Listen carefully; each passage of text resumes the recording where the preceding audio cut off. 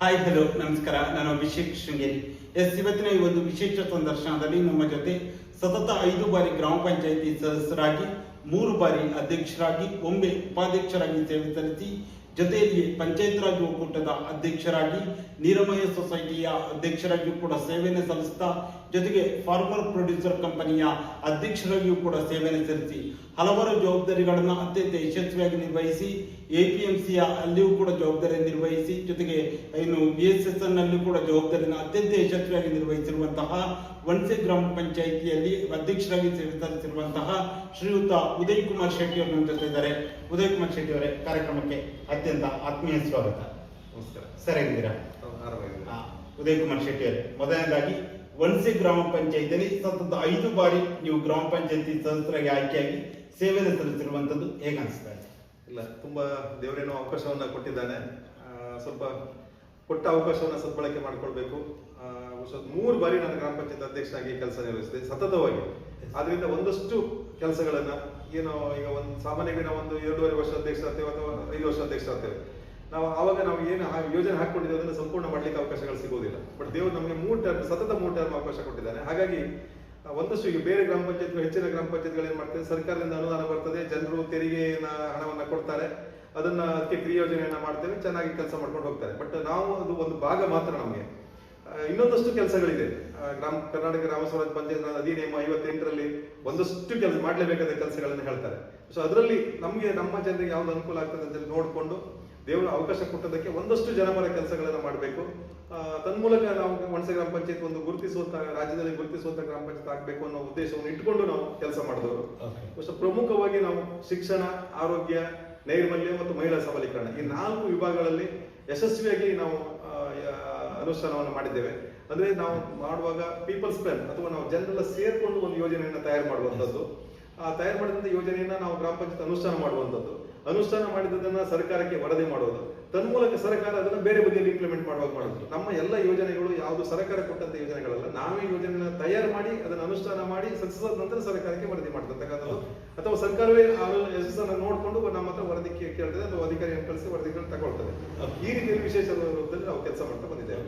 ಅಂದ್ರೆ ನೀವು ಸತತವಾಗಿ 3 ಬಾರಿ ಒಂದು ಗ್ರಾಮ ಪಂಚಾಯತ್ 3 ಬಾರಿ ಅಧ್ಯಕ್ಷರಾದ ಸಂದರ್ಭದಲ್ಲಿ ನಿಮ್ಮ ಅವಧಿಯಲ್ಲಾಗಿರುವಂತಹ ಕೆಲವೊಂದು ಪ್ರಮುಖವಾದ ಕೆಲಸಗಳ ಕುರಿತು, ಅಭಿವೃದ್ಧಿ ಕೆಲಸಗಳ ಕುರಿತಾದ್ರೆ ನಿಮ್ಮ ಅವಧಿಯಲ್ಲಾಗಿರುವಂತಹ ಅಭಿವೃದ್ಧಿ ಕೆಲಸಗಳು ಈಗ ನಾವು ಈಗಾಗಲೇ ಹೇಳಿದಾಗೆ ಶಿಕ್ಷಣಕ್ಕೆ ಸಂಬಂಧಪಟ್ಟ ಹಾಗೆ ನಮ್ಮ ಸರ್ಕಾರಿ ಮಾದರಿ ಹಿರಿಯ ಪ್ರಾಥಮಿಕ ಶಾಲೆ ವಣಸೆ ಅನ್ನುವಂಥದ್ದು 2015ರಲ್ಲಿ 89 ಮಕ್ಕಳಿದ್ರು. ಅವಾಗಲೂ ನಾನು ಅಧ್ಯಕ್ಷನಾಗಿದ್ದೆ. 1 ಮತ್ತು 2ನೇ ಕ್ಲಾಸಿಗೆ ಆವಾಗಲೇ 2 ವರ್ಷದ ಅಡ್ಮಿಷನ್ ಸ್ಟಾಪ್ ಆಗಿತ್ತು. ಅದು ಏನು ಸೂಚಿಸ್ತದೆ ಅಂತ ಹೇಳಿದ್ರೆ ಮುಂದಿನ 5-6 ವರ್ಷಗಳಲ್ಲಿ ನಿಮ್ಮ ಶಾಲೆ ಬಂದಾಗ್ತದೆ ಅನ್ನೋದನ್ನ ಸೂಚಿಸ್ತದೆ.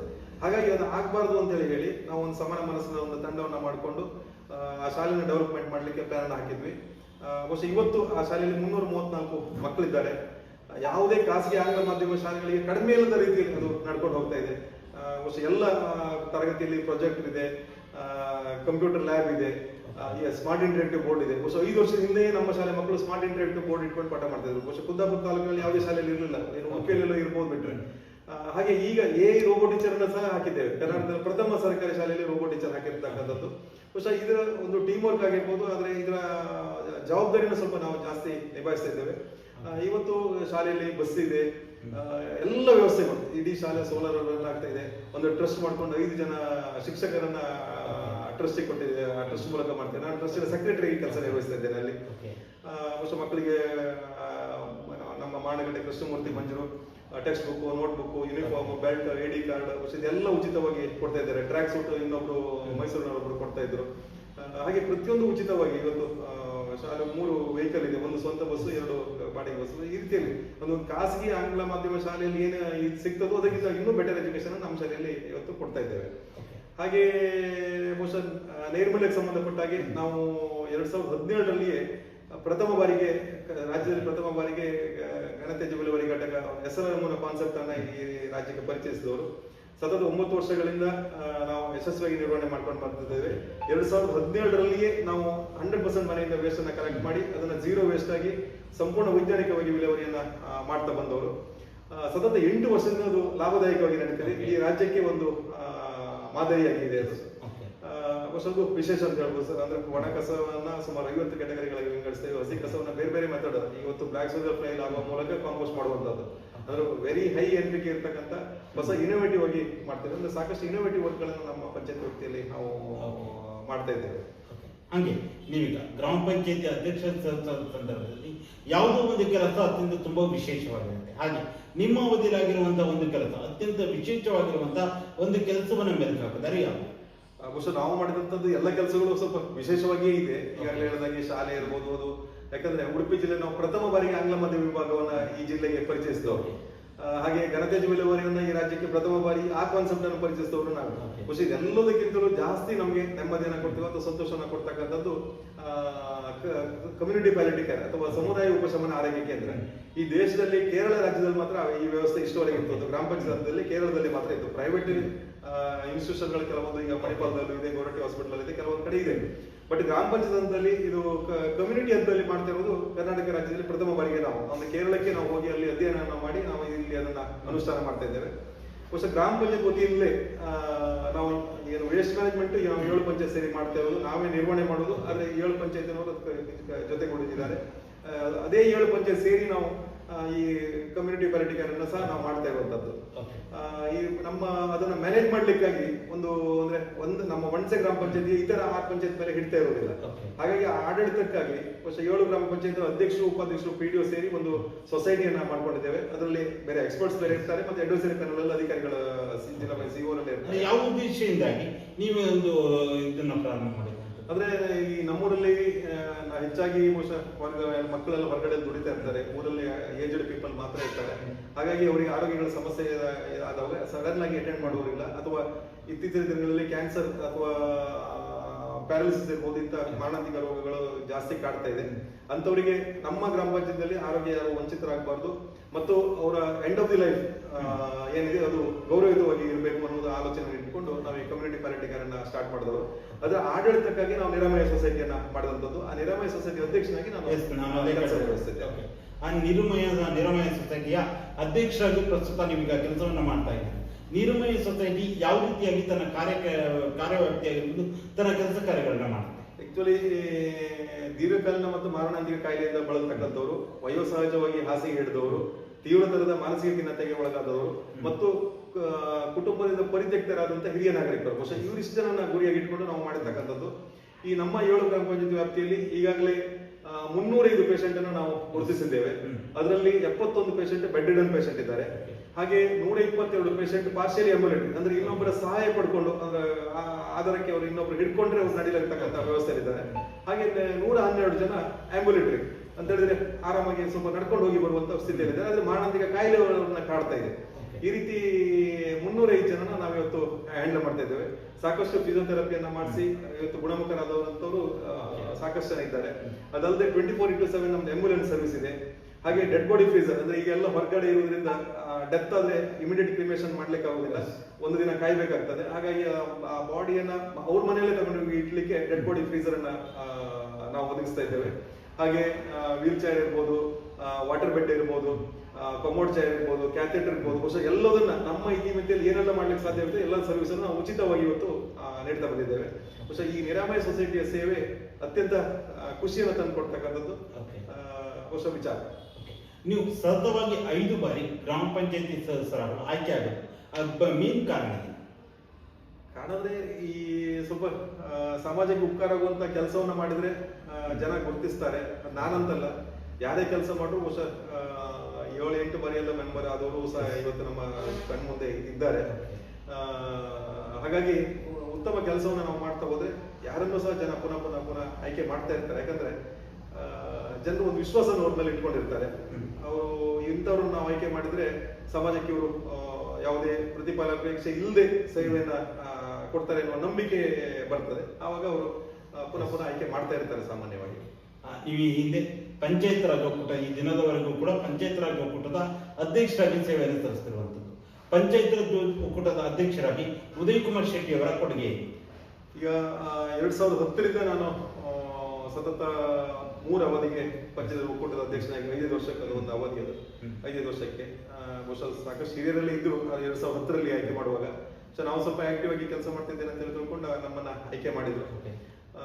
ಬಹುಶಃ ಈ ಒಂದು ಗ್ರಾಮ ಪಂಚಾಯತ್ ಸದಸ್ಯನ ಹಕ್ಕುಗಳಿಗೆ ಚ್ಯುತಿಯಾದಾಗ ಅಲ್ಲಿ ನಾವು ಒಕ್ಕೂಟವಾಗಿ ಅಲ್ಲಿ ನಾವು ಹೋಗಿ ಅದನ್ನ ಅಟೆಂಡ್ ಮಾಡಿ ಅದನ್ನ ಸರಿ ಮಾಡುವ ವ್ಯವಸ್ಥೆ ಮಾಡ್ತೇವೆ.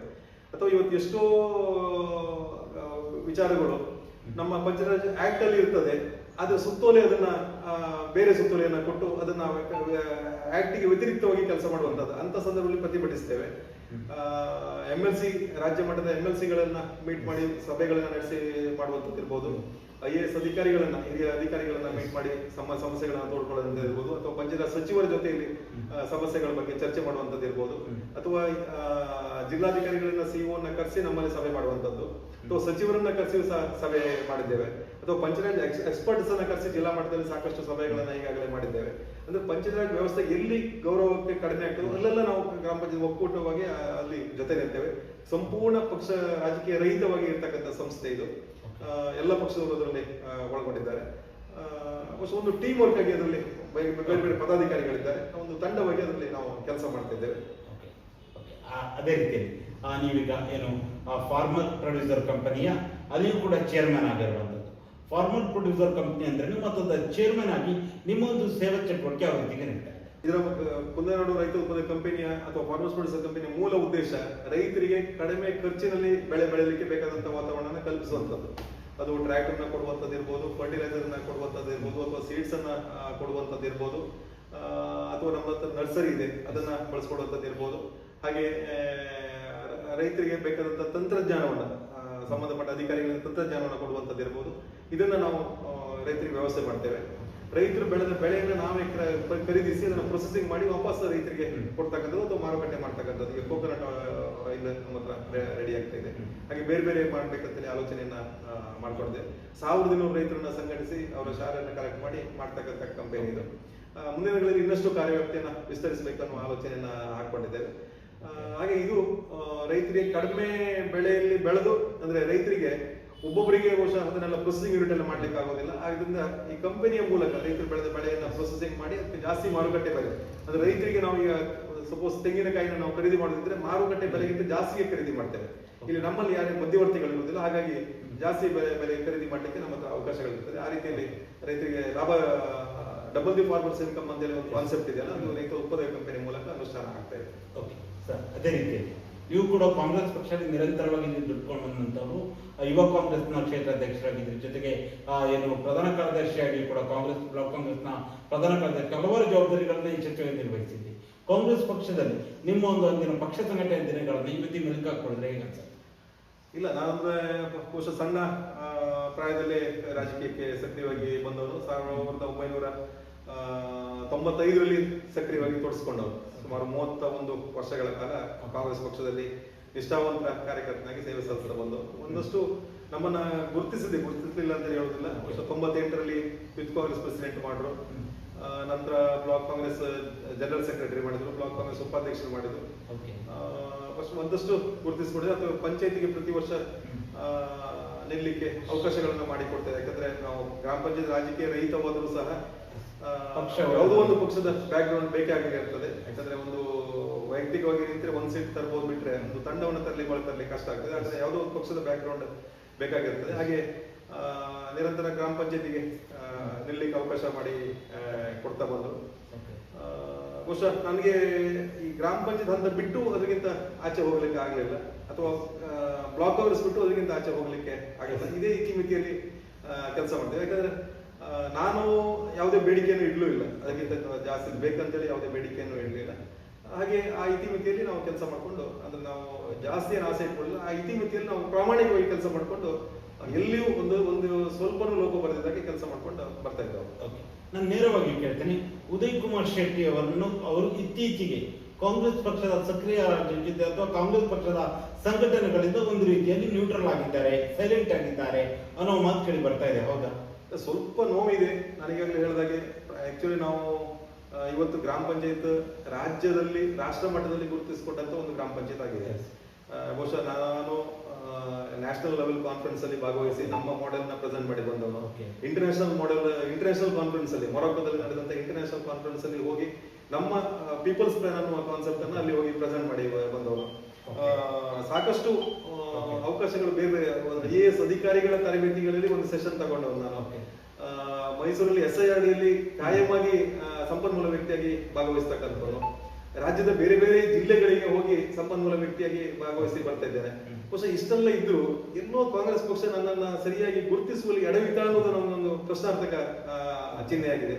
ಯಾಕಂದ್ರೆ ನಮ್ಮನ್ನ ಇನ್ನಷ್ಟು ಬಳಸ್ಕೊಳ್ಬೋದಿತ್ತು. ಎಷ್ಟು ಬೇಕು ನಾವು ಪಕ್ಷಕ್ಕೆ ಪ್ರಾಮಾಣಿಕವಾಗಿ ಕೆಲಸ ಮಾಡೋದು, ನಮ್ಮನ್ನು ಎಷ್ಟು ಅವರು ಬಳಸ್ಕೊಂಡ್ರು ಅಷ್ಟು ಕೆಲಸ ಮಾಡ್ತಾ ಇರ್ತೇನೆ. ಬಹುಶಃ ಪಕ್ಷ ನಮ್ಮನ್ನ ಬಳಸ್ಕೊಳ್ಳೋದಿರ್ಲಿ, ನಾವು ಅದನ್ನ ಪಕ್ಷಕ್ಕೇನು ಇದುವರೆಗೆ ದ್ರೋಹ ಮಾಡಿಲ್ಲ. ಸ್ವಲ್ಪ ಬೇಜಾರಿದೆ, ಅಂದ್ರೆ ಸರಿಯಾಗಿ ಗುರುತಿಸಿಕೊಳ್ಳಿಲ್ಲ ಅನ್ನುವ, ಅಥವಾ ಇನ್ನಷ್ಟು ಅವಕಾಶಗಳನ್ನ ಕೊಡ್ಬೋದಿತ್ತು, ಅಥವಾ ನಮ್ಮ ಮಾಡಿದ ಕೆಲಸವನ್ನು ಗುರುತಿಸಬಹುದಿತ್ತು ಅನ್ನುವ ಆಲೋಚನೆ ಇದೆ. ಬಟ್ ಇದುವರೆಗೂ ಪಕ್ಷದ ಕೆಲಸ ಚಟುವಟಿಕೆಗಳನ್ನೇನು ಕಡಿಮೆ ಮಾಡಲಿಲ್ಲ. ಸ್ವಲ್ಪ ಬೇಜಾರಲ್ಲಿ ಇದೆ ಅಷ್ಟೇ, ಮನಸ್ಸಿನ ಎಲ್ಲೋ ಮನಸ್ಸಿನ ಒಳಗಡೆ ಇದೆ. ಎಲ್ಲೋ ಒಂದ್ ಕಡೆ ಉದಯ್ ಕುಮಾರ್ ಶೆಟ್ಟಿ ಅವರನ್ನ ವ್ಯವಸ್ಥಿತವಾಗಿ ರಾಜಕೀಯದಿಂದ ಅಥವಾ ಕಾಂಗ್ರೆಸ್ ಪಕ್ಷದಿಂದ ದೂರ ಮಾಡುವ ಒಂದು ತಂತ್ರ ನಡೀತಾ ಇದೆ, ಹೌದಾ? ಇಲ್ಲ, ಅದ್ರ ಬಗ್ಗೆ ನನಗೆ ಸರಿಯಾಗಿ ಗೊತ್ತಿಲ್ಲ. ಬಟ್ ನಾಯಕರು ಸರಿಯಾಗಿ ಬಳಸ್ಕೊಳ್ಬೇಕಿತ್ತು ಅನ್ನೋದು ಒಂದು ಸ್ಪಷ್ಟ. ಅದ್ರ ಬಗ್ಗೆ ನಮ್ದು ಇದಿಲ್ಲ. ಯಾವುದೇ ನಾಯಕ ಅಂತ ಹೇಳುದಿಲ್ಲ, ಪಕ್ಷದ ಎಲ್ಲ ಪ್ರಮುಖರು ಬೇಕಿತ್ತು ಅಥವಾ ಬಳಸ್ಕೊಳ್ಳಬಹುದಿತ್ತು. ಉದಯ್ ಕುಮಾರ್ ಶೆಟ್ಟಿ ಅವರೇ, ಎಲ್ಲೂ ಒಂದ್ ಕಡೆ ರಾಜಕೀಯ ಅಂತ ಬಂದಾಗ ಅಲ್ಲಿ ಪಕ್ಷದ ಹೊರಗಿನ ವಿರೋಧ ಪಕ್ಷವನ್ನು ಎದುರಿಸೋದು ಬೇರೆ, ಪಕ್ಷದ ಒಳಗಿರುವಂತಹ ಆಂತರಿಕ ಶತ್ರುಗಳನ್ನು ಎದುರಿಸುವುದು ಮತ್ತೊಂದು ಭಾಗ ಆಗುತ್ತೆ. ಯಾಕಂದ್ರೆ ಎಲ್ಲರೂ ಕೂಡ ಅಧಿಕಾರಕ್ಕಾಗಿ ಕೆಲವರು ಹಾತೊರಿತಾ ಇರ್ತಾರೆ, ಎಲ್ಲರೂ ಕೂಡ ಅಧಿಕಾರದ ಒಂದು ಮೆಟ್ಟಿಲೇರಕ್ಕೆ ಸತತವಾದ ಪ್ರಯತ್ನವನ್ನು ಪಡ್ತಾನೆ ಇರ್ತಾರೆ. ಬಹುಶಃ ಬೇರೆಯವರ ಒಂದು ಕುತಂತ್ರಕ್ಕಾಗಿರ್ಬೋದು ಅಥವಾ ಬೇರೆಯವರು ಅಧಿಕಾರಕ್ಕೆ ಮುಂದೆ ಹೋಗುವ ಒಂದು ಉದ್ದೇಶದಿಂದ ಉದಯ್ ಕುಮಾರ್ ಶೆಟ್ಟಿ ಅವರನ್ನ ಎಲ್ಲೋ ಒಂದ್ ಕಡೆ ರಾಜಕೀಯವಾಗಿ ಸೆಡ್ಲೈನ್ ಮಾಡಲಾಗ್ತಾ ಇದೆಯಾ ಅಂತ. ಅಂದ್ರೆ ಪಕ್ಷ ಸರಿಯಾಗಿ ನಡ್ಸ್ಕೊಳ್ಳಿಲ್ಲ ಅನ್ನುವ ನೋವಿದೆ. ನಾವು ತುಂಬಾ ರಿಜಿಡ್ ಪೊಲಿಟಿಕ್ಸ್ ಹೋಗುದಿಲ್ಲ, ಯಾವತ್ತು ನಮ್ಮೊಂದು ಪಾಲಿಸಿ ಇದೆ. ಯಾಕಂದ್ರೆ ಇಷ್ಟೆಲ್ಲ ನಾವು ಕೆಲಸಗಳನ್ನು ಮಾಡುವಾಗ ತುಂಬಾ ರಿಜಿಡ್ ಪೊಲಿಟಿಕ್ಸ್ ಹೋದ್ರೆ ನಮ್ಮ ಹತ್ರ ಅದನ್ನು ಮೇಂಟೈನ್ ಮಾಡ್ಕೊಂಡು ಹೋಗ್ಲಿಕ್ಕೆ ಕಷ್ಟ ಆಗ್ತದೆ. ಸ್ವಲ್ಪ ಸಾಫ್ಟ್ ಪೊಲಿಟಿಕ್ಸ್. ಬಟ್ ಎಲ್ಲಿಯೂ ಪಕ್ಷಕ್ಕೆ ದ್ರೋಹ ಮಾಡಿದವನಲ್ಲ ಇವತ್ತಿನವರೆಗೂ. ಪಕ್ಷ ಬಂದ್ರೆ, ಪಕ್ಷದ ವಿಚಾರಗಳು ಬಂದ್ರೆ ನಾವು ಪಕ್ಷದ ಪರ 100% ನಿಲ್ಲುವರು, ಅದ್ರ ಬಗ್ಗೆ ಎಲ್ಲಿಯೂ ಇರಲಿಲ್ಲ. ಬಟ್ ಕೆಲಸ ಮಾಡುವಂದ್ರೆ ನಾವು ಪಂಚಾಯತಿಗೆ ಆಯ್ಕೆ ಆದದ್ದು ರಾಜಕೀಯ ರಹಿತವಾಗಿ, ಅಂದ್ರೆ ನಾವು ವಿದೌಟ್ ಸಿಂಬಲ್ ನಾವು ಆಯ್ಕೆ ಆಗೋದು ರಾಜಕೀಯ ರಹಿತವಾಗಿ ಇರ್ಬೇಕು ಅನ್ನೋದು ಕಾನ್ಸೆಪ್ಟ್. ಬಟ್ ನಾವೆಲ್ಲ ಇಲ್ಲಿ ಕೆಲಸ ಮಾಡೋದು 7 ಪಂಚಾಯತ್ ಜೊತೆ ಸೇರಿ ಕೆಲಸ ಮಾಡೋದು. 7 ಪಂಚಾಯತ್ ಬೇರೆ ವಿವಿಧ ರಾಜಕೀಯ ಪಕ್ಷಗಳಿಗೆ ಪಕ್ಷದ ನಾಯಕರಿದ್ದಾರೆ. ನಾವಂದ್ರೆ ತುಂಬಾ ರಿಜಿಡ್ ಪೊಲಿಟಿಕ್ಸ್ ಹೋದ್ರೆ ನಾವು ಇದನ್ನೆಲ್ಲ ಇಷ್ಟೆಲ್ಲ ವರ್ಕ್ ಮಾಡ್ಲಿಕ್ಕೆ ನಮ್ಮ ಹತ್ರ ಸಾಧ್ಯನೇ ಇರೋದಿಲ್ಲ. ಆದ್ರೆ ಸ್ವಲ್ಪ ಸಾಫ್ಟ್ ಪೊಲಿಟಿಕ್ಸ್ ಮಾಡ್ತೇವೆ. ಅದ್ರ ಅರ್ಥ ನಾವು ಬಿಜೆಪಿ ಜೊತೆ ಕೈ ಜೋಡಿಸಿದ್ದೇವೆ ಅಂತ ಹೇಳಿ ಅಲ್ಲ. ಇವತ್ತಿನ ತನಕವೂ ನಾನು ಹಾನೆಸ್ಟ್ ಕಾಂಗ್ರೆಸ್ ಅಂತ ಹೇಳಲಿಕ್ಕೆ ಯಾವುದೇ ಅನುಮಾನಗಳಿಲ್ಲ. ಬಟ್ ಎಲ್ಲೋ ಸ್ವಲ್ಪ ನಾವು ನಡ್ಸ್ಕೊಂಡ ರೀತಿ ಸರಿಯಾಗ್ಲಿಲ್ಲ ಅನ್ನೋದು ನೋವು ಎಲ್ಲೋ ಒಂದು ಕಡೆ ಮನಸ್ಸಿನೊಳಗೆ ಕಾಡ್ತಾ ಇದೆ. ಬಹುಶಃ ಮುಂದಿನ ದಿನಗಳಲ್ಲಿ ನಮ್ಮ ನಾಯಕರು ಸರಿಯಾಗಿ ನಡ್ಸ್ಕೊಂಡ್ರೆ ನಾವು ಪುನಃ ಸಕ್ರಿಯವಾಗಿ ತೋರಿಸ್ಕೊಳ್ಳಿಕ್ಕೆ ಬದ್ಧರಿದ್ದೇನೆ. ಬಟ್ ನಾಯಕರು ಸರಿಯಾಗಿ ನಡ್ಸ್ಕೊಳ್ಳದೆ ಇದ್ರೆ ಅವಕಾಶಗಳು ಮುಕ್ತವಾಗಿರ್ತದೆ. ಓಕೆ, ಅಂದ್ರೆ ನಾನು ನೇರವಾಗಿ ನೀವು ಹೇಳಿದ್ರೆ ಅವಕಾಶಗಳು ಮುಕ್ತವಾಗಿರೋ ಮಾತನ್ನ ಇದೆ. ಅಲ್ಲ, ನಾನು ಇನ್ನೊಂದು ಸರಿ ಕೇಳ್ತೇನೆ, ಮುಂದಿನ ದಿನಗಳಲ್ಲಿ ಉದಯ್ ಕುಮಾರ್ ಶೆಟ್ಟಿ ಅವರ ರಾಜಕೀಯ ನಿಲುವೇನು? ಅಂದ್ರೆ ಸದ್ಯ ಅಂತೂ ನಾನು 100% ಕಾಂಗ್ರೆಸ್ ಅಲ್ಲೇ ಇದ್ದೇನೆ. ಬಹುಶಃ ಈಗಾಗಲೇ ಇದ್ದೀರಾ, ಮುಂದಿನ ನಿಲುವೇನು? ಮುಂದೆ ನೋಡ್ಬೇಕು. ಅಂದ್ರೆ ನಮ್ಮ ನಮ್ಮ ಸೀನಿಯರ್ಸ್ ಎಲ್ಲ ಏನ್ ಹೇಳ್ತಾರೆ ಅಥವಾ ಸಮಾನ ಮನಸ್ಸರು ಏನ ಸೂಚನೆಯನ್ನ ಕೊಡ್ತಾರೆ, ಬಹುಶಃ ಅದನ್ನು ಅವಲಂಬಿಸಿ. ನಾನು ಆಕ್ಚುಲಿ ಪಕ್ಷ ಚೇಂಜ್ ಮಾಡುವಂತದ್ದು ಇದೆಲ್ಲ ನನಗೆ ಇಷ್ಟ ಇಲ್ಲ. ಯಾಕಂದ್ರೆ ಬೇರೆ ಬೇರೆ ಹಿಂದೆ ಸಣ್ಣ ಸಣ್ಣ ಕೈ ಘಟನೆಗಳೆಲ್ಲ ನಡೆದವಾಗಲೂ ನಾವು ಎಲ್ಲಿಯೂ ಪಕ್ಷ ಬದಲಾವಣೆ ಮಾಡುವ ಮನಸ್ಸನ್ನ ಹೊಂದಿದವರಲ್ಲ. ಬಟ್ ಜೀವನದಲ್ಲಿ ಅನಿವಾರ್ಯ ಅಂತಾದ್ರೆ ನಾವು ಬದಲಾವಣೆ ಮಾಡ್ಬೇಕಾದಂತ ಪರಿಸ್ಥಿತಿಯು ಸೃಷ್ಟಿ ಆದ್ರೆ ಆವಾಗ ಏನ್ ಮಾಡ್ಲಿಕ್ಕೆ ಆಗೋದಿಲ್ಲ. ಬಹುಶಃ ನಾವು ಒಂದಷ್ಟು ಸಮಾಜಕ್ಕೆ ಸೇವೆ ಕೊಡ್ಬೇಕನ್ನುವ ಆಲೋಚನೆ ಇದ್ರೆ ಯಾವುದೋ ಒಂದು ರೂಪದಲ್ಲಿ ನಮ್ಗೆ ಯಾವುದೋ ಒಂದು ಪೊಲಿಟಿಕಲ್ ಬ್ಯಾಕ್ ಗ್ರೌಂಡ್ ಬೇಕೇ ಆಗಿರ್ತದೆ.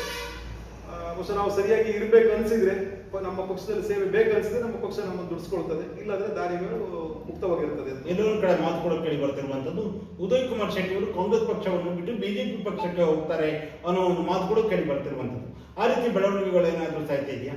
ಬಿಜೆಪಿಯವರು ಕೇಳಿದ್ದಾರೆ, ನಮ್ಮ ಪಕ್ಷಕ್ಕೆ ಬನ್ನಿ, ನಿಮ್ಮ ಸೇವೆನ ನಾವು ಗುರುತಿಸ್ತೇವೆ, ಪಕ್ಷಕ್ಕೆ ಬನ್ನಿ ಅಂತೇಳಿ ಅವರ ನಾಯಕರು ಎಲ್ಲ ಕರೆದಿದ್ದಾರೆ. ಬಟ್ ಇನ್ನೂ ನನ್ನ ನಿಲುವನ್ನಂತೂ ಹೇಳಲಿಲ್ಲ. ಮುಂದಿನ ದಿನಗಳಲ್ಲಿ ಸ್ವಲ್ಪ ಆಲೋಚನೆ ಮಾಡಿ, ಸ್ವಲ್ಪ ಟೈಮ್ ತಗೊಂಡು ಆಲೋಚನೆ ಮಾಡಿ ಮತ್ತೆ ತೀರ್ಮಾನವನ್ನ ತಗೊಳ್ಳಿ. ಓಕೆ, ಕಾಂಗ್ರೆಸ್ ಪಕ್ಷದಲ್ಲಿ ಇಷ್ಟು ವರ್ಷಗಳ ಕಾಲ ದುಡಿದಂತ ಉದಯ್ ಕುಮಾರ್ ಶೆಟ್ಟಿ ಅವರನ್ನ ಯಾವ ಒಂದು ಉದ್ದೇಶದಿಂದ ಸೈಡ್ಲೈನ್ ಮಾಡಲಾಗ್ತದೆ? ಇಲ್ಲ, ನನಗೆ ತಿಳಿದಾಗೆ ಯಾವುದೇ ಕಾರಣಗಳಿಲ್ಲ. ಯಾವುದೇ ಕಾರಣಗಳಿಲ್ಲ ಅಂದ್ರೆ ಇನ್ನು ಯಾರು ಸೈಡ್ಲೈನ್ ಮಾಡ್ಲಿಕ್ಕೆ ಹೋಗಿದ್ದಾರೋ ಅವರನ್ನೇ ಕೇಳ್ಬೇಕು. ಬಿಟ್ರೆ ನಾನು ತಿಳಿದಾಗ ಯಾವುದೇ ಕಾರಣಗಳಿಲ್ಲ. ಯಾವುದೋ ಒಂದು ಕಾರಣಗಳಿದ್ರೆ ನಾವು ಅದಕ್ಕೆ ಪರಿಹಾರವನ್ನು ಹುಡುಕೊಳ್ಬಹುದು. ಯಾವುದೇ ಕಾರಣಗಳಿದ್ರೆ ನಮ್ಗೆ ಗೊತ್ತಿಲ್ಲದೆ ಇರುವಾಗ ನಾವು ಒಂದು ಪರಿಹಾರ ಹುಡುಕ್ಲಿಕ್ಕೂ ಆಗುದಿಲ್ಲ. ಹಾಗಾಗಿ ಯಾರ ಮನಸ್ಸಲ್ಲಿ ಏನಿದೆಯೋ ನಮ್ಗೆ ಗೊತ್ತಾಗ್ತಾ ಇಲ್ಲ. ಮುಂದಿನ ದಿನಗಳಲ್ಲಿ ಗೊತ್ತಾದ್ರೆ ಅದಕ್ಕೆ ಸರಿಯಾದ ಹೆಜ್ಜೆಯನ್ನು ಇಡ್ಬೇಕು. ಸೂಕ್ತದ ಹೆಜ್ಜೆಯನ್ನು ಇಡಬೇಕು. ಓಕೆ. ಸತತವಾದ ರಾಜಕೀಯ ಜೀವನದಲ್ಲಿ ನೀವು ಗುರುತಿಸ್ಕೊಂಡು ಬಂದಂಥವ್ರು 5 ಬಾರಿ ಗ್ರಾಮ ಪಂಚಾಯತ್ ಸದಸ್ಯರು ಕೂಡ ಇದುವರೆಗೂ ಹಿಂದಿನ ಅವಧಿಯಲ್ಲಿ ಕೂಡ ಆಗಿಲ್ಲ. ಒಣಸೆ ಗ್ರಾಮ ಪಂಚಾಯತಿಯ ಸದಸ್ಯರಾಗಿ ಉದಯ್ ಕುಮಾರ್ ಶೆಟ್ಟಿ ಅವರು ಶಿಕ್ಷಕ ಕರೀತಾರ? ಗೊತ್ತಿಲ್ಲ, ನೋಡ್ಬೇಕು.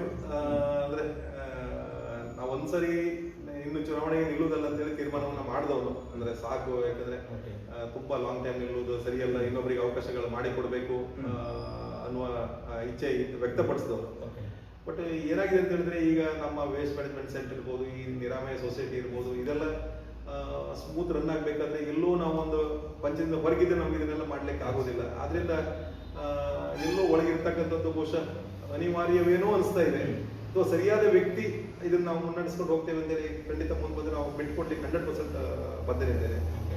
ಬಹುಶಃ ತಮ್ಗೆ ಗೊತ್ತಿದೆ, 2000 ಈ ವರ್ಷ ನಮ್ಗೆ ನ್ಯಾಷನಲ್ ಪಂಚಾಯತ್ ಅವಾರ್ಡ್ಸ್ ಬಂತು ಒಣಸೆ ಗ್ರಾಮ ಪಂಚಾಯತಿಗೆ, ಆರೋಗ್ಯಕರ ಗ್ರಾಮ ಪಂಚಾಯತ್ ವಿಭಾಗದಲ್ಲಿ. ಬಹುಶಃ ನಮ್ಮೆಲ್ಲ ಈ ಎಲ್ಲ ಕೆಲಸಗಳೇ ಪ್ರಶಸ್ತಿಗೆ ಪ್ರೇರಣೆ ಆದಂತದ್ದು. ನಾಡ್ದು ಜೂನ್ 3ಕ್ಕೆ ರಾಷ್ಟ್ರಪತಿಗಳಿಂದ ಅದು ವಿತರಣೆ ಪ್ರಶಸ್ತಿ ಪಡ್ಕೊಳ್ಳುವಂತ ಅವಕಾಶಗಳಿದೆ. ಬಹುಶಃ ಈ ರಾಷ್ಟ್ರ ಪ್ರಶಸ್ತಿ, ನ್ಯಾಷನಲ್ ಪಂಚಾಯತ್ ಅವಾರ್ಡ್ ಎಲ್ಲ ಸಿಗುವಂತದ್ದು ಸಣ್ಣ ಮಾತಲ್ಲ. ಬಹುಶಃ ಇದ್ರ ಹಿಂದೆ ಅಷ್ಟೊಂದು ಶ್ರಮ ಇದೆ, ಬಹಳಷ್ಟು ಟೀಮ್ ವರ್ಕು ಇದೆ, ಬೇರೆ ಬೇರೆ ಇಲಾಖೆಗಳ ಸಹಕಾರ, ಬೇರೆ ಬೇರೆ ಜನಪ್ರತಿನಿಧಿಗಳ ಸಹಕಾರ, ಸಾಕಷ್ಟು ಬೇರೆ ಬೇರೆ ಎಲ್ಲರ ಪಾತ್ರ ಇದೆ. ಬಟ್ ಇಷ್ಟೆಲ್ಲ ಕೆಲಸ ಮಾಡಿಯೂ ಪಕ್ಷ ಎಲ್ಲೋ ಸ್ವಲ್ಪ ಗುರುತಿಸುವುದರಲ್ಲಿ ವಿಫಲ ಆಗಿದೆ ಅನ್ನೋದನ್ನ ನಾವು ಖಂಡಿತ ಒಪ್ಕೊಳ್ಳೋದ್ರ ನಗ್ನ ಸತ್ಯ. ಉದಯ್ ಕುಮಾರ್ ಶೆಟ್ಟಿ ಅವರೇ, ನೀವು ರಾಜಕೀಯವಾಗಿ ಒಂದು ಕೆಲವು ನಿರೀಕ್ಷೆಗಳಂತ ಸಹಜವಾಗಿದ್ದಾರೆ. ಹಾಗೆ ಉದಯ್ ಕುಮಾರ್ ಶೆಟ್ಟಿ ಅವರು ಮುಂದಿನ ದಿನಗಳಲ್ಲಿ ರಾಜಕೀಯವಾಗಿ ನಿರೀಕ್ಷೆ ಇಟ್ಕೊಂಡಿದ್ದಾರೆ. ಇಲ್ಲ, ನಾನು ಇಷ್ಟುವರೆಗೆ ಬೇರೆ ಏನೂ ಕೇಳಲೇ ಇಲ್ಲ. ನನ್ಗೆ ನಾವಾಗಲೇ ಹೇಳಿದಾಗೆ ಬಹುಶಃ ನಾವು ಕೇಳೋದು ಬೇರೆ. ನಾವು ಕೇಳದಿದ್ರು ಗುರುತಿಸಿ ನಾವು, ಯಾಕಂದ್ರೆ ಸೇವೆ ಇದೆ, ನಾವು ಸುಮ್ಮನೆ ಸೇವೆಯನ್ನ ಗುರುತಿಸಿ ಕೊಡ್ತಕ್ಕಂಥದ್ದು ನಮ್ಮ ನಾಯಕರ ಜವಾಬ್ದಾರಿ. ಅದು ಅದೇನು ಅವಕಾಶ ಕ್ರಿಯೇಟ್ ಮಾಡಿ ಕೊಡುವಂತದ್ದಲ್ಲ, ಅವ್ರ ಜವಾಬ್ದಾರಿ. ನಾವ್ ಏನ್ ಕೆಲಸ ಮಾಡ್ತೇವೆ ಅನ್ನೋದು ಇಡೀ ರಾಜ್ಯ ಗೊತ್ತಿದೆ. ಬರೀ ನಮ್ಮ ವಣಸೆ ಅಥವಾ ಬೈಂದೂರು ವಿಧಾನಸಭಾ ಕ್ಷೇತ್ರ ಅಥವಾ ಉಡುಪಿ ಜಿಲ್ಲೆಗಲ್ಲ, ಇಡೀ ರಾಜ್ಯ ಗೊತ್ತಿದೆ. ಇವತ್ತು ವಣಸೆ ಗ್ರಾಮ ಪಂಚಾಯತ್ ಅಂತ ಹೇಳಿದ್ರೆ ಏನು ಅನ್ನೋದು ಇಡೀ ರಾಜ್ಯಕ್ಕೆ ಅಥವಾ ದೇಶಕ್ಕೂ ಗೊತ್ತಿದೆ. ಹಾಗೆ ಉದಯ್ ಕುಮಾರ್ ಶೆಟ್ಟಿ ಏನು ಅನ್ನೋದು ಇಡೀ ರಾಜ್ಯ ಗೊತ್ತಿದೆ. ಇವತ್ತು ಆಲ್ಮೋಸ್ಟ್ ನಮ್ಮ ಪಂಚಾಯತ್ ರಾಜ್ ವ್ಯವಸ್ಥೆಯಲ್ಲಂತೂ ಇಡೀ ರಾಜ್ಯ ನಮ್ಮ ಗ್ರಾಮ ಪಂಚಾಯತಿನ ವ್ಯವಸ್ಥೆ ಹೋಗಿದೆ. ಹಾಗಾಗಿ ಗುರುತಿಸಿ ಕೊಡ್ತಕ್ಕ ಬೇರೆ ಬೇರೆ ವ್ಯವಸ್ಥೆಗಳಲ್ಲಿ ನಮ್ಮನ್ನ ತೊಡಸ್ತಕ್ಕಂಥದ್ದು ಅಥವಾ ಗುರುತಿಸಿ ಗೌರವಿಸ್ತಕ್ಕಂಥದ್ದು ಅವ್ರ ಕೆಲಸ ಇತ್ತು. ಬಟ್ ಅದರಿಂದ ಎಲ್ಲೋ ವಿಮುಖರಾಗಿದ್ದಾರೆ. ನಮ್ಗೆ ಆದ್ರಿಂದ ಸ್ವಲ್ಪ ನೋವಾಗ್ತದೆ. ಇಷ್ಟೊಂದು ಕೆಲಸ ಮಾಡಿದ್ರು ನಮ್ಮ ನಾಯಕರಿಗೆ ಅರ್ಥ ಆಗ್ಲಿಲ್ಲಲ್ಲ ಅನ್ನುವ ಪ್ರಶ್ನಾರ್ಥಕ ಚಿಹ್ನೆ ನಮ್ಮನ್ನ ಕಾಡ್ತಾ ಇದೆ. ಹಾಗಾಗಿ ಮುಂದೆ ದೊಡ್ಡ ಆಸೆ ಆಕಾಂಕ್ಷೆಗಳನ್ನ ಇಟ್ಕೊಂಡವರಲ್ಲ, ನಾವು ತುಂಬಾ ಆಸೆಗಳಿದ್ದಿದ್ದು ಇಷ್ಟೊಳಗಡೆ ಅದನ್ನು ಲಾಬಿ ಮಾಡ್ತಾ ಇದ್ವಿ. ನಾವು ಎಲ್ಲಿ ಇವತ್ತಿನವರೆಗೆ ಯಾವುದಕ್ಕೂ ನಾವು ಲಾಬಿ ಮಾಡಿದವನಲ್ಲ. ದೇವರು ಕೊಟ್ಟಂತ ಅವಕಾಶವನ್ನ ಬಳಸ್ಕೊಂಡು ಒಂದಷ್ಟು ಸಮಾಜ ಸೇವೆಯಲ್ಲಿ ತೊಡಸ್ಕೊಂತ ಹೋದವನು. ಒಂದು ಅಂತ ಹೇಳಿ ನಾವು ಮಾಡಿದ ಎಲ್ಲಾ ಯೋಜನೆಗಳು ರಿಸಲ್ಟ್ ಅನ್ನ ಕೊಟ್ಟಿದೆ. ಸಮಾಜಕ್ಕೆ ಇವತ್ತು ಎಲ್ಲ ಯೋಜನೆಗಳಿಂದ ಸಮಾಜಕ್ಕೆ ಲಾಭ ಆಗ್ತಾ ಇದೆ. ಅದು ನಮ್ಗೆ ಅದಕ್ಕಿಂತ ದೊಡ್ಡ ನೆಮ್ಮದಿ ಬಹುಶಃ ಬೇರೆ ಯಾವುದಂತದ್ದಲ್ಲ. ಮತ್ತು ಕೇಂದ್ರ ಸರ್ಕಾರ ಬಹುಶಃ ನ್ಯಾಷನಲ್ ಪಂಚಾಯತ್ ಅವಾರ್ಡ್ ನೀಡಿದ್ದು ಇದು ಇನ್ನಷ್ಟು ನಮ್ಗೆ ಕೆಲಸ ಮಾಡ್ಲಿಕ್ಕೆ ಪ್ರೇರಣೆ ಕೊಟ್ಟಾಗಿದೆ. 75 ಲಕ್ಷ ಅನುದಾನ ಸಹ ಇಮಿಡಿಯೇಟ್, ಪ್ರಶಸ್ತಿ ಮೊತ್ತ ಸಹ ಇಮಿಡಿಯೇಟ್ ಬಂದಿದೆ.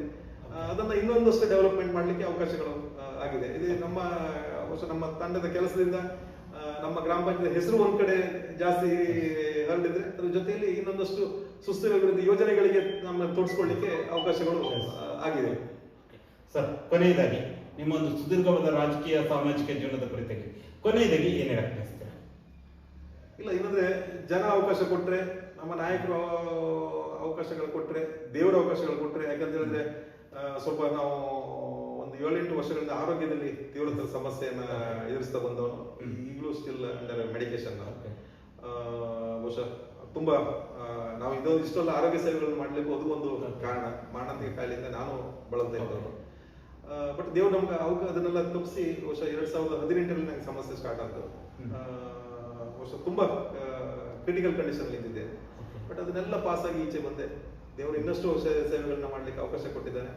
ದೇವ್ರು ಎಷ್ಟು ದಿನ ಅವಕಾಶ ಕೊಡ್ತಾನೋ, ಜನರು ಎಷ್ಟು ದಿನ ಅವಕಾಶಗಳು ಕೊಡ್ತಾರೋ ಅಷ್ಟು ದಿನ ನಮ್ಮ ಇತಿಮಿತಿಯಲ್ಲಿ ಏನೆಲ್ಲ ಆಗ್ತದೋ ಅದನ್ನು ಮಾಡ್ಬೇಕನ್ನೋ ಆಲೋಚನೆಗಳಿದೆ. ಇನ್ನೊಂದಷ್ಟು ಬೇರೆ ಬೇರೆ ಯೋಜನೆಗಳೆಲ್ಲ ನಮ್ಮ ಹತ್ರ ತಲೆಯಲ್ಲಿದೆ. ಅವಕಾಶ ಸಿಗದಲ್ಲೆಲ್ಲ ಅದನ್ನ ಇಂಪ್ಲಿಮೆಂಟ್ ಮಾಡ್ತಾ ಹೋಗ್ಲಿಕ್ಕೆ ಯೋಜನೆಯನ್ನ ರೂಪಿಸಿಕೊಂಡಿದ್ದೇವೆ. ಸರ್, ಇದುವರೆಗೆ ಒಂದು ಸಂದರ್ಶನ ಭಾಗವಹಿಸಿ 5 ಬಾರಿ ಗ್ರಾಮ ಪಂಚಾಯತ್ ಸದಸ್ಯರಾದ ವಿಚಾರ ಆಗಿರ್ಬೋದು, ಅಧ್ಯಕ್ಷರಾಗಿ ಒಂದು ನಿಮ್ಮ ಸೇವೆ, ವನ್ಸೆ ಗ್ರಾಮ ಪಂಚಾಯತಿಯಲ್ಲಿ ನೀವು ಮಾಡಿರುವಂತಹ ಒಂದು ವಿಶೇಷ ಕಾರ್ಯಕ್ರಮಗಳಾಗಿರ್ಬೋದು, ಹಾಗೆ ನೀರಮಾಯಿ ಸೊಸೈಟಿ ಅಧ್ಯಕ್ಷರಾಗಿ ನಿಮ್ಮ ಒಂದು ಸೇವೆ, ಫಾರ್ಮರ್ ಸೊಸೈಟಿ ಅಲ್ಲಿ ಚೇರ್ಮನ್ ಆಗಿ ನಿಮ್ಮ ಒಂದು ಸರ್ವಿಸ್ ಆಗಿರ್ಬೋದು, ಪಂಚಾಯತ್ ರಾಜ್ ಒಕ್ಕೂಟದ ಅಧ್ಯಕ್ಷರಾಗಿ ನಿಮ್ಮ ಒಂದು ಸೇವೆ, ರಾಜ್ಯದ ಬೇರೆ ಬೇರೆ ಭಾಗಗಳಿಗೆ ಹೋಗಿ ನೀವು ಮಾಡಿರುವಂತಹ ಸಂಪನ್ಮೂಲ ವ್ಯಕ್ತಿಯಾಗಿ ನೀವು ಮಾಡಿರುವಂತಹ ಸರ್ವಿಸ್ ಆಗಿರ್ಬೋದು, ಎಲ್ಲ ವಿಚಾರಗಳ ಕುರಿತಾಗಿ ಸುದೀರ್ಘವಾದ ಚರ್ಚೆಯಲ್ಲಿ ಭಾಗವಹಿಸಿದ್ದಕ್ಕಾಗಿ ನಮ್ಮ ಸೇರಿ ಸಮಾಚಾರ ತಂಡದ ವತಿಯಿಂದ ನಿಮಗೆ ಹೃತ್ಪೂರ್ವಕ ಧನ್ಯವಾದಗಳು. Thank you. ನೋಡಿದ್ರೆ ವೀಕ್ಷಕರೇ, ಇದು ವನ್ಸೆ ಗ್ರಾಮ ಪಂಚಾಯಿತಿಯಲ್ಲಿ ಅತ್ಯಂತ ಅದ್ಭುತವಾದ ಸೇವೆಯನ್ನು ಮಾಡಿ ಜನಮಾನಸದಲ್ಲಿ ಅದ್ಭುತವಾದ ಕೆಲಸವನ್ನು ಮಾಡಿ ಇಂದಿಯೂ ಕೂಡ ಮುಂದಿನ ಜನರೇಷನ್ ಕೂಡ ನೆನ್ಪಿಟ್ಕೊಳ್ಳುವಂತಹ ಕೆಲಸ ಮಾಡಿರುವಂತಹ ಶ್ರೀಯುತ ಉದಯ್ ಕುಮಾರ್ ಶೆಟ್ಟಿ ಅವರ ಜೊತೆಗಿನ ವಿಶೇಷ ಸಂದರ್ಶನ. ಮುಂದಿನ ವಾರ ಇನ್ನೊಬ್ಬ ವಿಶೇಷ ಗಣ್ಯ ವ್ಯಕ್ತಿ ಜೊತೆ ನಿಮ್ಮ ಮುಂದೆ ಬರ್ತೀನಿ. ನಮಸ್ಕಾರ.